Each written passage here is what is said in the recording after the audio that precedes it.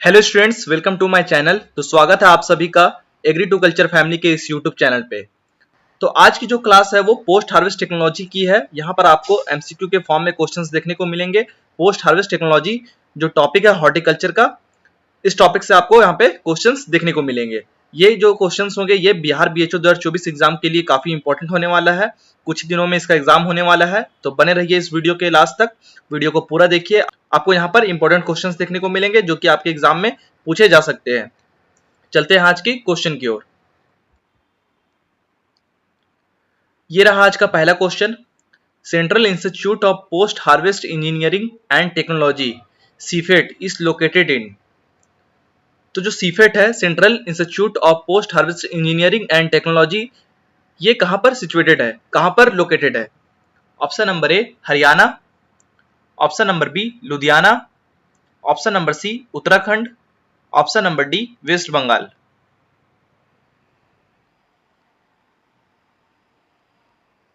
तो इसका जो सही आंसर है वो है option number B Ludhiana. CIPHET जो है वो लुधियाना में स्थित है, तो इसका सही आंसर है वो है ऑप्शन नंबर बी। नेक्स्ट है the central food technology research institute is situated at. तो जो central food technology research institute है ये कहां पे सिचुएटेड है?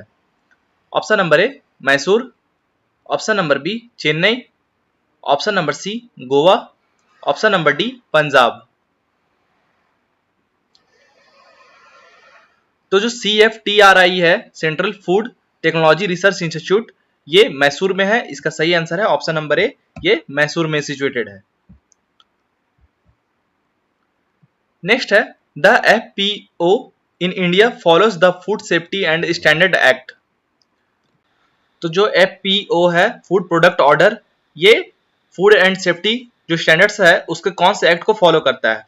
Option number A 2006, option number B 2008, option number C 2010, option number D 2005।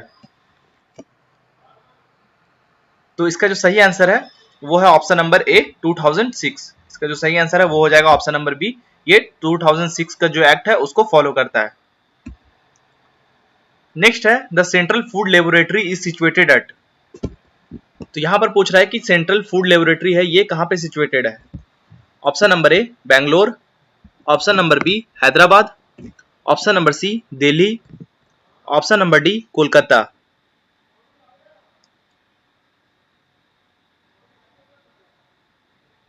तो इसका सही आंसर है वो है option number D Kolkata. Central food laboratory जो है वो कोलकाता में स्थित है। इसका सही आंसर है ऑप्शन नंबर डी। नेक्स्ट है zero energy cool chamber is also known as. तो जीरो एनर्जी कूल चैम्बर जो है इसका दूसरा नाम क्या है या और किस नाम से जाना जाता है? Option number A evaporative cooling chamber, option number B underground cool chamber, option number C no cost cool chamber, option number D positive cool chamber.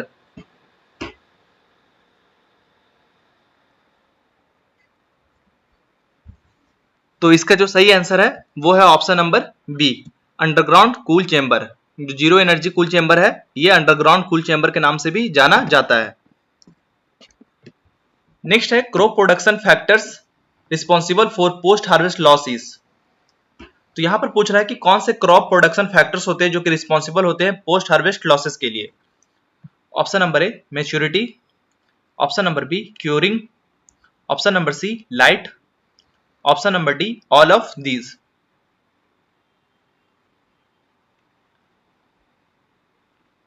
तो इसका जो सही आंसर है वो है ऑप्शन नंबर जो सी है वो इसका सही आंसर हो जाएगा। तो लाइट है जो कि क्रॉप प्रोडक्शन के एक फैक्टर में आता है जो रिस्पॉन्सिबल होता है पोस्ट हार्वेस्ट लॉसेस के लिए।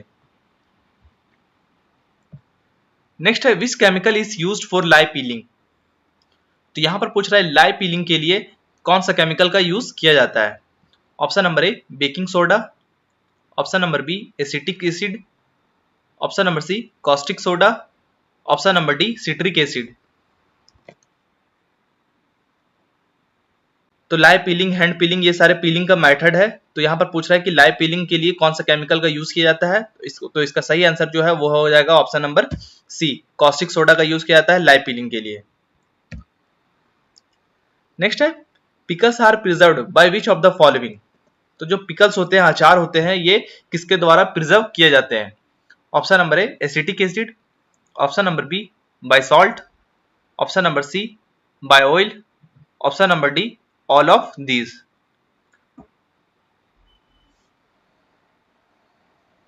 तो इसका जो सही आंसर है वो है option number D all of these. जो पिकल्स होते हैं ये एसिटिक एसिड, सॉल्ट और ऑयल, ये तीनों के द्वारा ही प्रिजर्व किए जाते हैं। तो इसका सही आंसर है ऑप्शन नंबर डी।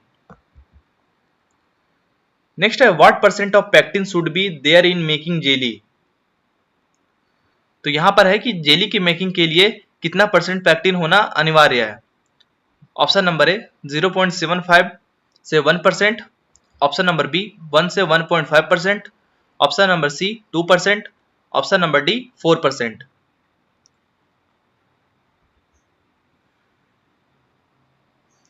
तो जेली मेकिंग के लिए जो पेक्टिन का परसेंट होना चाहिए वो ऑप्शन नंबर ए इसका सही आंसर हो जाएगा। 0.75 टू 1% के आसपास पेक्टिन होना चाहिए। नेक्स्ट है what percent of salt should be in pickles. तो पिकल्स में सॉल्ट का परसेंट कितना होना चाहिए? अचार में सॉल्ट, नमक का परसेंट कितना होना चाहिए? Option number A 5 to 10%, option number B 15 to 20%, option number C 25 to 30%, option number D 30 to 35%।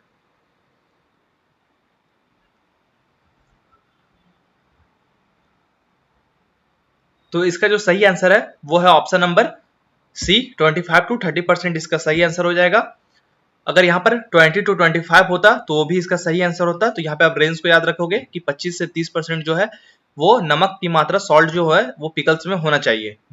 Next है which chemical is used for fruit preservation. तो यहाँ पर पूछ रहा है कि फ्रूट के प्रिजर्वेशन के लिए कौन सा केमिकल यूज में लिया जाता है।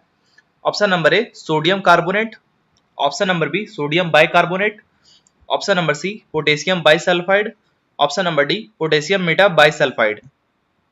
तो यहाँ पर 4 केमिकल्स के नाम दिए हुए हैं। तो इनमें से एक जो है वो फ्रूट प्रिजर्वेशन के लिए यूज में लिया जाता है, तो वो कौन सा है?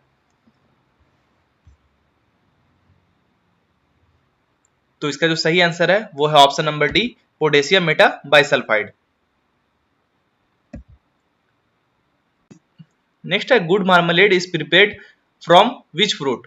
यहाँ पर पूछ रहा है कि एक अच्छा मार्मलेड को बनाने के लिए कौन सा फ्रूट बेटर होता है। ऑप्शन नंबर ए लीची, पियर, मैंगो, आंवला।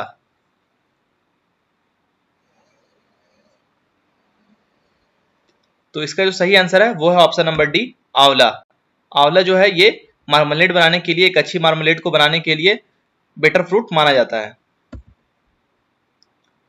नेक्स्ट है which instrument is use to determine the amount of total dissolved solids. तो यहां पर पूछ रहा है कि टोटल डिजॉल्व्ड सॉलिड्स को मेजर करने के लिए, डिटरमाइन करने के लिए कौन सा इंस्ट्रूमेंट का यूज किया जाता है। Option number A thermometer, option number B tenderometer, option number C refractometer, option number D all of these. तो इसका जो सही आंसर है वो है option number C. Total dissolved solid को डिटरमाइन करने के लिए रेफ्रेक्टोमीटर का यूज किया जाता है। नेक्स्ट है what percent of sodium benzoate should be mixed in fruit juice. तो यहां पर पूछ रहा है कि फ्रूट जूस में कितना परसेंट सोडियम बेंजोएट मिक्स किया जाता है। Option number A 0.4 to 0.8, option number B 1.5, option number C 0.06 to 0.10, option number D 2.5।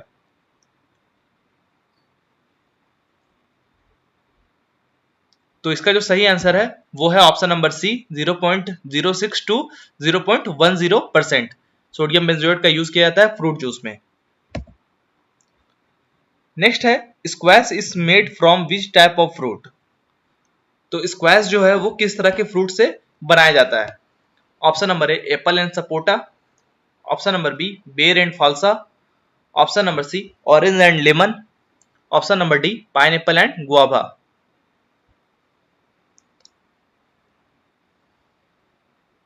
तो इसका जो सही आंसर है वो है option number C orange and lemon.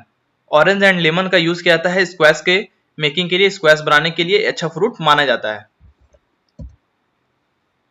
Next है the heat treatment done at 100 degree centigrade given to vegetables to inactive enzymes prior to freezing and canning is called as। तो यहाँ पर हीट ट्रीटमेंट दिया जाता है वेजिटेबल्स को 100 degree का enzymes को इनएक्टिव करने के लिए, तो वो क्या कहलाता है? Option number A curing, option number B pre cooling, option number C live peeling, option number D blanching.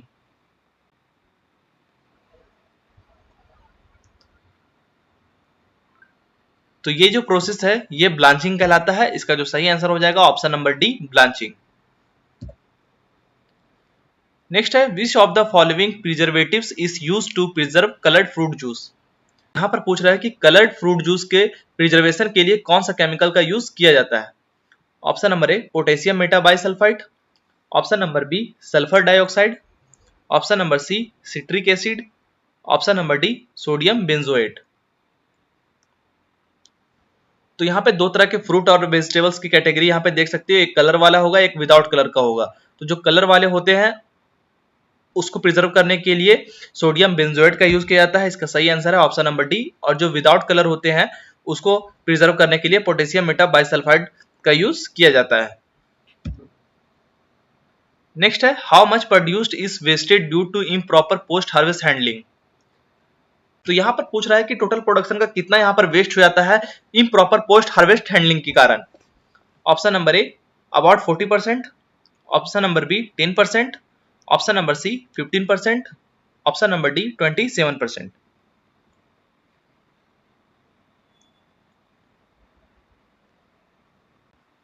तो इसका जो सही आंसर है वो है ऑप्शन नंबर ए अबाउट 40%। 40% के आसपास जो भी प्रोड्यूस होते हैं वो इम्प्रॉपर पोस्ट हार्वेस्ट हैंडलिंग के कारण वेस्ट हो जाता है। नेक्स्ट है main objective of vegetable blanching is.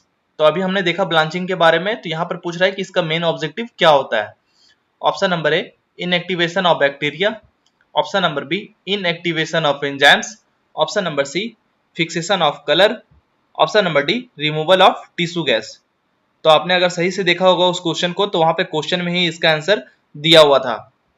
इसका जो सही आंसर है वो है option number B inactivation of enzymes.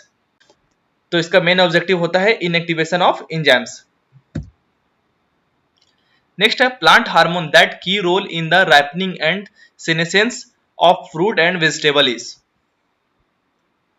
तो यहां पर पूछ रहा है कि कौन सा हार्मोन है जो कि एक इंपॉर्टेंट रोल प्ले करता है राइपनिंग के लिए और सेनेसेंस के लिए फ्रूट एंड वेजिटेबल में।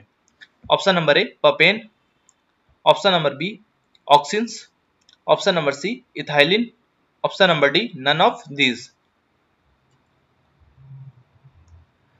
तो यहाँ पर जो ऑप्शन नंबर ए पपेन है ये पपाया से रिलेटेड है। पपाया में जब वो थोड़ा सा कच्चा होता है तो उस समय उसमें व्हाइट कलर के लेटेक्स मिल्क के फॉर्म में निकलते हैं जो कि पपेन कहलाता है। और जो ऑक्सिन है ये जो प्लांट का टॉप वाला पोर्शन होता है उसको इंक्रीज करने के लिए, उसको बढ़ाने के लिए ये हार्मोन रिस्पॉन्सिबल होता है। और जो इथाइलिन है ये इसका सही आंसर हो जाएगा ऑप्शन नंबर जो सी है इसका सही आंसर हो जाएगा। ये राइपनिंग एंड सेनेसेंस को बढ़ाने का काम करता है। नेक्स्ट है most suitable material for Canning is. तो कैनिंग जो डिब्बा बंदी है उसको करने के लिए कौन सा मटेरियल है वो मोस्ट सुटेबल माना जाता है। Option number A glass, option number B tin plate, option number C plastic, option number D aluminium.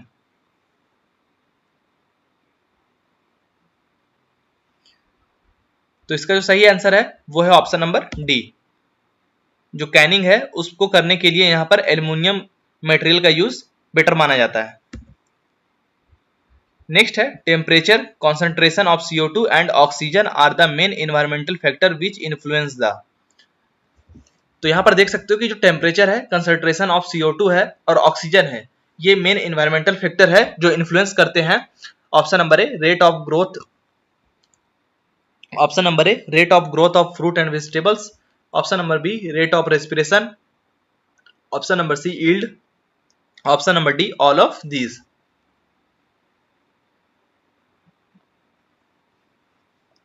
तो इसका जो सही आंसर है वो है option number B.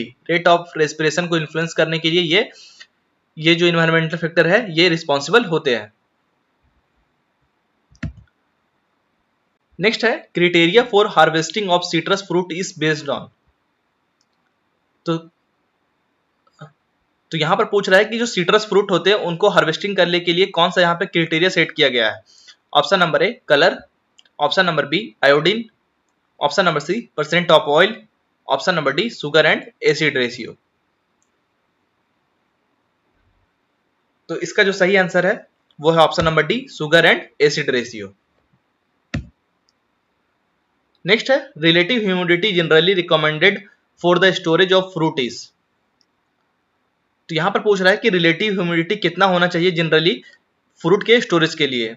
Option number A 70 to 80%, option number B 40 to 50%, option number C 60 to 70%, option number D 80 to 95%।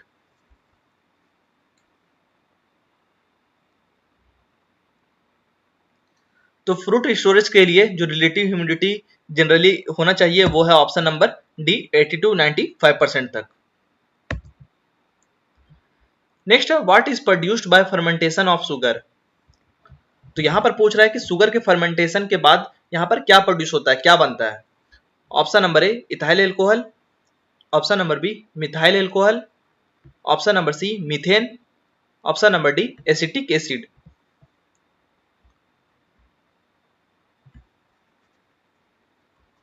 तो इसका जो सही आंसर है वो है option number A ethyl alcohol. Sugar के फर्मेंटेशन से इथाइल एल्कोहल का फॉर्मेशन होता है। नेक्स्ट है suitable preservative for making tomato sauce is.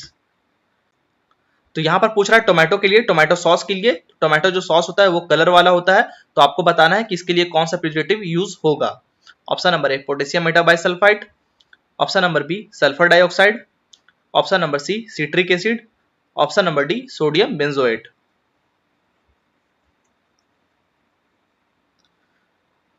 तो मैंने बताया था कि जितने भी कलर वाले हैं उनके लिए सोडियम बेंजोएट का यूज किया जाता है। इसका जो सही आंसर है वो है ऑप्शन नंबर डी।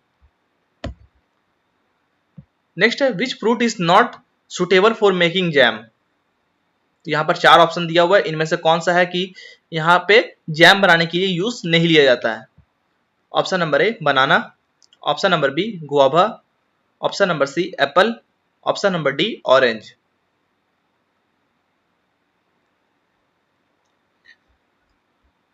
तो इसका जो सही आंसर है वो हो जाएगा option number D orange. Orange जो है ये जैम बनाने के लिए यूज में नहीं लिया जाता है। उसके अलावा जो बाकी ऑप्शन है बनाना, गुआवा, एप्पल, ये तीनों से ही जैम बनाया जाता है।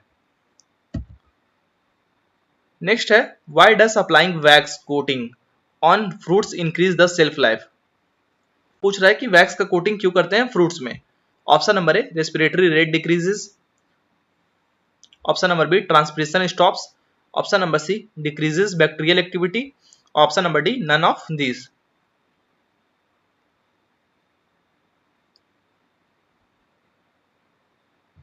तो इसका जो सही आंसर है वो है option number B transpiration stops. Transpiration को रोकने के लिए यहां पर वैक्स का कोटिंग किया जाता है ताकि जो इसका सेल्फ लाइफ है वो इंक्रीज हो सके। नेक्स्ट है which person is known as the father of food processing. तो फूड प्रोसेसिंग के जनक यहाँ पे कौन है।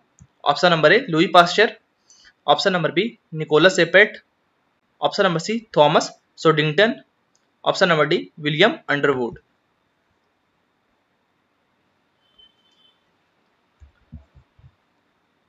तो इसका जो सही आंसर है वो है option number B Nicolas Appert जो है ये फूड प्रोसेसिंग के जनक जाने जाते हैं, फूड प्रोसेसिंग के फादर माने जाते हैं। नेक्स्ट है what should be the concentration of sugar for making candy.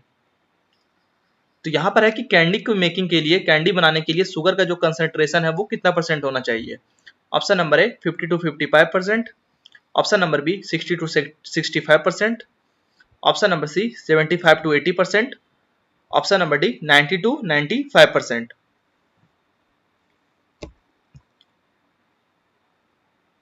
तो इसका जो सही आंसर है वो है option number C 75 to 80% sugar का कंसंट्रेशन होना चाहिए कैंडी बनाने के लिए। नेक्स्ट है which of the following is not a preservative. तो यहां पर 4 ऑप्शन दिए हुए हैं जिनमें से 3 प्रिजर्वेटिव है और एक नॉन प्रिजर्वेटिव है। तो आपको बताना है कि इसमें से कौन सा है जो नॉट जो कि एक प्रिजर्वेटिव नहीं है। Option number A vinegar, option number B citric acid, option number C salt, option number D sugar.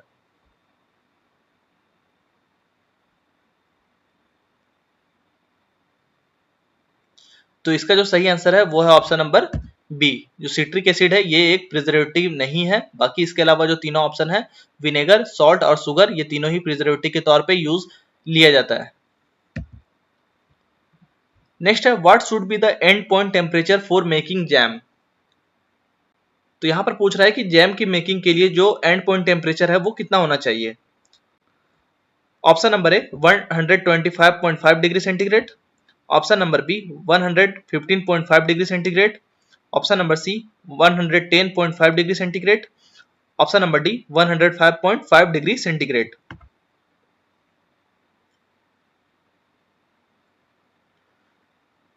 तो इसका जो सही आंसर है वो है option number D 105.5 degree centigrade.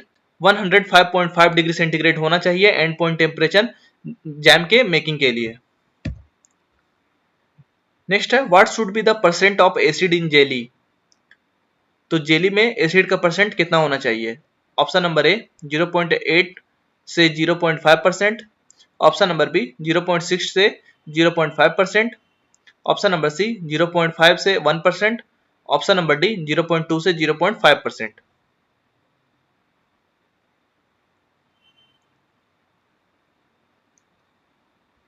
तो इसका जो सही आंसर है वो है ऑप्शन नंबर सी। 0.5 से 1% होना चाहिए जेली में एसिड परसेंट। नेक्स्ट है what should be the concentration of sugar for making jelly. तो इस बार पूछ रहा है कि जेली बनाने के लिए शुगर का कंसंट्रेशन कितना होना चाहिए। Option number A 55%, option number B 65%, option number C 80%, option number D 95%।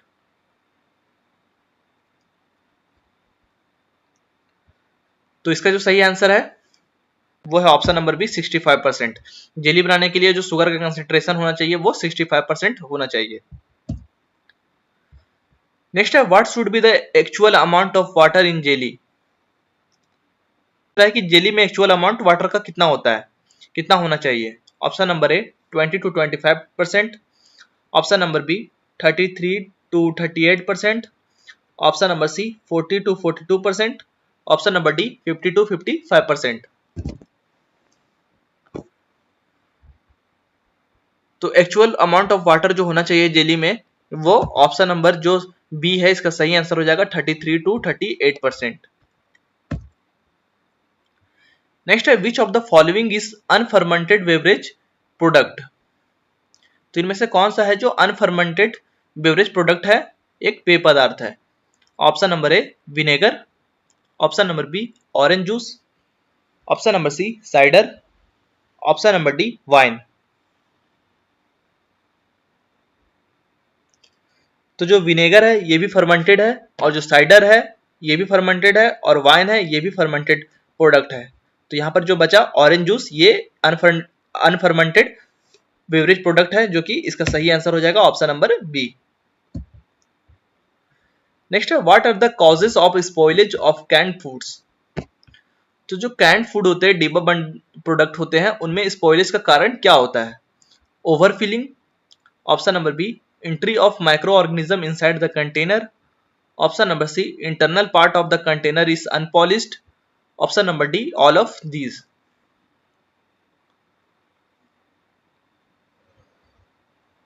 तो इसका जो सही आंसर है वो हो जाएगा option number D all of these. Overfilling, entry of microorganism inside the container, internal part of the container is unpolished, ये तीनों ही रीजन हो सकते हैं स्पॉइलेज का। नेक्स्ट है what percent of total fruit and vegetable production in India is processed. तो India का जो टोटल प्रोडक्शन है फ्रूट एंड वेजिटेबल का, उसमें से कितना परसेंट का ही सिर्फ प्रोसेस्ड हो पाता है। Option number A 2%, option number B 4%, option number C 10%, option number D 15%।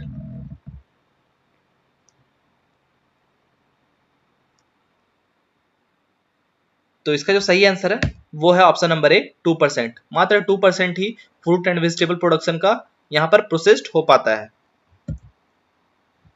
Next है which instrument is use to find out the amount of pectin in fruits. तो यहां पर पूछ रहा है कि फ्रूट्स में पेक्टिन का पता करने के लिए, उसके अमाउंट को पता करने के लिए कौन सा इंस्ट्रूमेंट का यूज किया जाता है। Option number A refractometer, option number B hydrometer, option number C lactometer, option number D gel metre.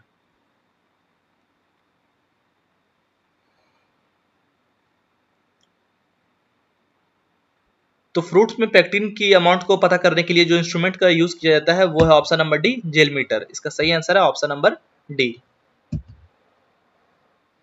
Next है which instrument is used for measure the amount of dissolved salt content. तो जो dissolved salt content होता है उसके major करने के लिए, उसको पता करने के लिए कौन सा इंस्ट्रूमेंट का यूज किया जाता है। Option number A refractometer, option number B hydrometer, option number C salinometer, option number D gel meter. तो सॉल्ट कंटेंट का पता करने के लिए, जो डिजॉल्व सॉल्ट होते हैं उसको पता करने के लिए ऑप्शन नंबर सी सैलिनोमीटर का यूज किया जाता है। इसका सही आंसर है ऑप्शन नंबर सी। नेक्स्ट है what is the reading of BRICS hydrometer. तो ब्रिक्स हाइड्रोमीटर जो होता है उसमें रीडिंग कहां से कहां तक होता है। ऑप्शन नंबर ए 0 से 10, ऑप्शन नंबर बी 0 से 15, ऑप्शन नंबर सी 0 से 20, ऑप्शन नंबर डी 0 से 30।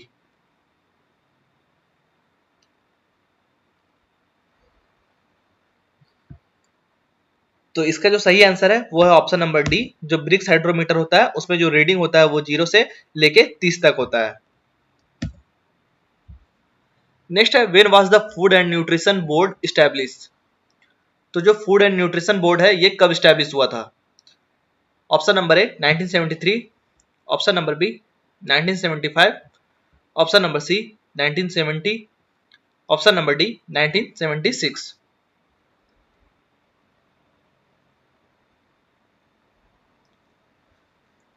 तो इसका जो सही आंसर है वो है ऑप्शन नंबर ए 1973 में फूड एंड न्यूट्रिशन बोर्ड का एस्टैब्लिश हुआ था।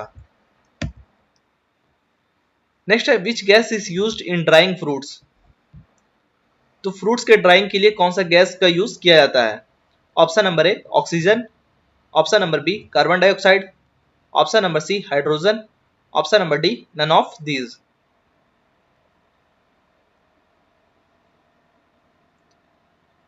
तो फ्रूट्स के ड्राइंग के लिए जो गैस यूज किया जाता है वो है ऑप्शन नंबर बी। इसका सही आंसर हो जाएगा CO2 कार्बन डाइऑक्साइड। तो थैंक यू आप सभी का क्लास में बने रहने के लिए। ये था बिहार BHO 2024 के लिए पोस्ट हार्वेस्ट टेक्नोलॉजी के MCQs। आई होप आपको वीडियो पसंद आया होगा, आपको ये क्वेश्चंस अच्छे लगे होंगे। तो थैंक यू आप सभी का क्लास में बने रहने के लिए। वीडियो को लाइक कीजिए और चैनल को सब्सक्राइब जरूर कीजिए। Thank you.